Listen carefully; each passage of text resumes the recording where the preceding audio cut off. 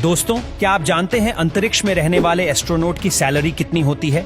और क्या आपको पता है अंतरिक्ष में जाने वाले 7 एस्ट्रोनॉट में से एक महिला को क्यों रखा जाता है और कैसे होती है अंतरिक्ष में रहने वाले एस्ट्रोनॉट की ट्रेनिंग, और क्यों अंतरिक्ष से वापस लौटने के बाद एस्ट्रोनॉट को 7 दिनों तक सोना पड़ता है? दोस्तों, इन्हीं सब सवालों के जवाब जानने की कोशिश करेंगे हम आज की इस वीडियो में, तो इसे अंत तक जरूर देखें और पसंद आए तो शेयर जरूर करें। दोस्तों, अगर अंतरिक्ष में जाना है तो हमें रॉकेट या फिर स्पेसक्राफ्ट का इस्तेमाल करना होगा। स्पेसक्राफ्ट की मदद से ही यात्री या फिर जिन्हें हम एस्ट्रोनॉट्स बोलते हैं वह अंतरिक्ष में पहुंचते हैं। लेकिन अंतरिक्ष जाने से पहले इनके कई तरह के टेस्ट होते हैं, और यही नहीं, इन्हें खास तरह की ट्रेनिंग भी दी जाती है। बाहर से या फिर सुनने में अंतरिक्ष जितना प्यारा लगता है, असल में वह जाना उतना ही खतरनाक है। अब दोस्तों, स्पेस में जाने वाले एस्ट्रोनॉट्स को कई तरह की ट्रेनिंग्स दी जाती है, लेकिन आइए जानते हैं उन्हें दी जाने वाली कुछ मैंने ट्रेनिंग के बारे में। Number 1, medical training. अब एस्ट्रोनॉट्स को खास तौर पर मेडिकल ट्रेनिंग दी जाती है। पहले तो उनका मेंटल और फिजिकल हेल्थ चेकअप किया जाता है कि कहीं अंतरिक्ष में उन्हें डर तो नहीं लगेगा और वो पूरी तरह से फिट हैं या नहीं। इन्हें कई तरह के मनोवैज्ञानिक और साइकेट्रिक से गुजारा जाता है, और ऐसे में जो एस्ट्रोनॉट्स और अंतरिक्ष यात्रा के लिए फिट नहीं होते उन्हें इससे बाहर कर दिया जाता है। इसके अलावा स्पेस में जाने के बाद भी ये तमाम एस्ट्रोनॉट्स धरती पर बैठे साइकोलॉजी से कनेक्ट करते हैं, ताकि वहाँ जो स्ट्रेसफुल एटमॉस्फेयर है उसमें वो एडजस्ट कर सके।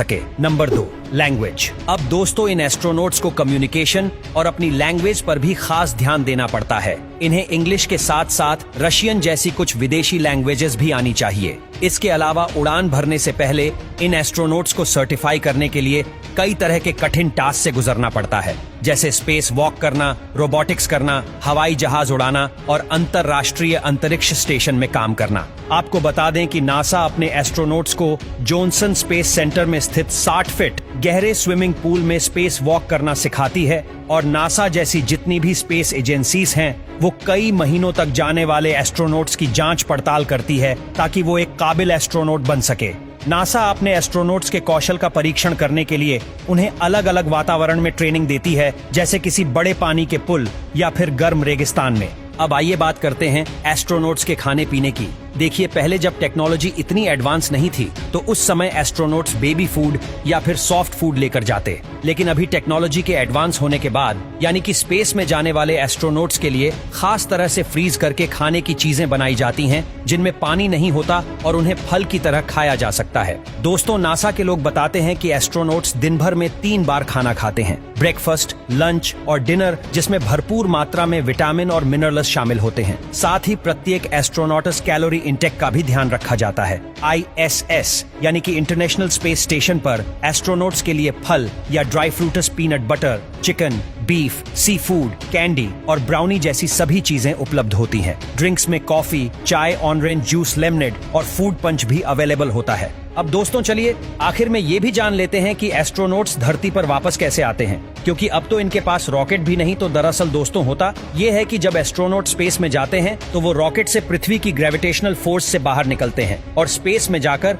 ये रॉकेट स्पेस क्राफ्ट से अलग होकर वापस पृथ्वी पर ही गिर जाता है। तो इसीलिए इनके वापस आने में रॉकेट का कोई रोल नहीं होता, बल्कि स्पेस क्राफ्ट की धरती के चारों ओर चक्कर लगाता है, और जैसे ही वो अर्थ के एटमॉस्फेयर में एंटर करता है, इस स्पेस क्राफ्ट के सामने कुछ चैलेंजेस आते हैं, जैसे कि बेहद तेज और गर्म हवा। ये हवा इतनी गर्म होती है कि अंतरिक्ष यान उसे घर्षण के कारण जलकर राख भी हो सकता है, और इससे बचने के लिए ही स्पेस क्राफ्ट के ऊपर एक स्पेशल हिट रेसिस्टेंट चादर लगाई जाती है। अब अगर किसी कारण से ये चादर टूट जाए तो इस अंतरिक्ष यान का वापस पृथ्वी पर सही सलामत आना मुश्किल हो जाता है, और जैसे ही ये स्पेस क्राफ्ट पृथ्वी की सतह के नजदीक आता है तो ये सतह के पैरेलल होता चला जाता है, और बिल्कुल किसी हवाई जहाज की तरह इस अंतरिक्ष यान की लैंडिंग करा ली जाती है। लेकिन दोस्तों, एक स्पेस क्राफ्ट की लैंडिंग इतनी भी आसान है नहीं होती, क्योंकि लैंडिंग के वक्त इसमें स्पेस क्राफ्ट की स्पीड बहुत ही ज्यादा होती है, और इसी वजह से लैंडिंग के बाद इसमें पीछे की तरफ से एक पैराशूट खोल दिया जाता है। अब ज्यादातर स्पेस क्राफ्ट की लैंडिंग तो रनवे पर ही कराई जाती है,